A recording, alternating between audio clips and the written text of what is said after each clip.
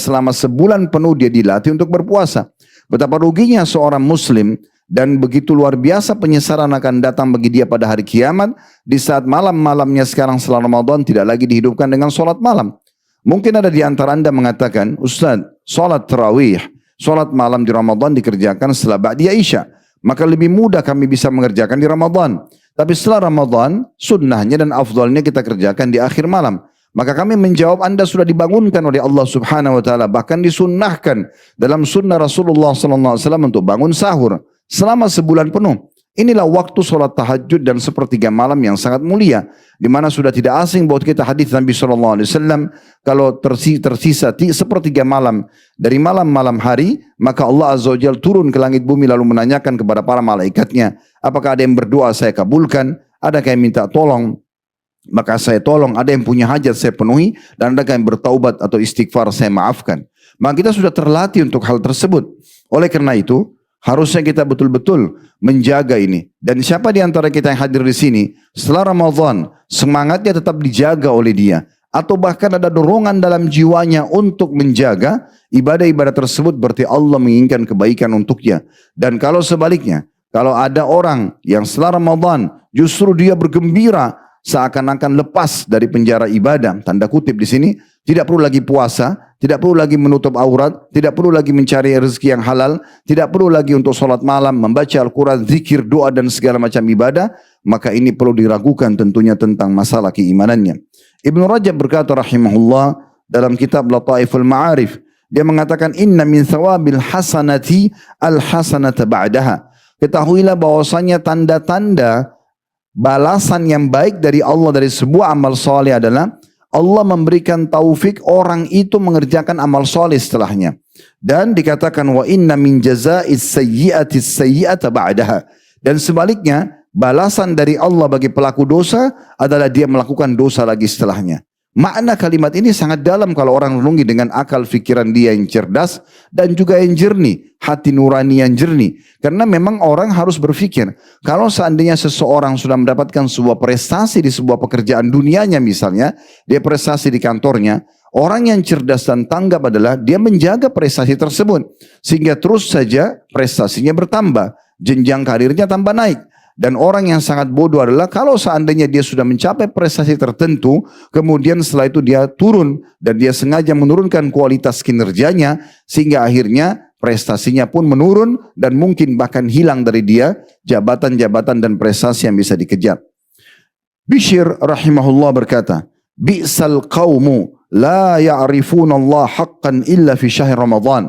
Sungguh satu komunitas yang paling buruk adalah mereka tidak mengenal Allah dengan sebenar-benarnya kecuali di bulan Ramadan saja. Inna salihah alladhi yata'abbadu wa yajtahidu sanata kullaha. Sesungguhnya orang yang saleh adalah justru orang yang terus menjaga stabilitas iman dan amal saleh mereka sepanjang tahun. Masih dinukil dari buku yang sama, Lataiful Ma'arif. Hal ini sesuai dengan firman Allah Subhanahu wa taala dalam surah Al-Hijr ayat 99. Allah berfirman, wa'bud rabbaka hatta ya'tiyakal yaqin.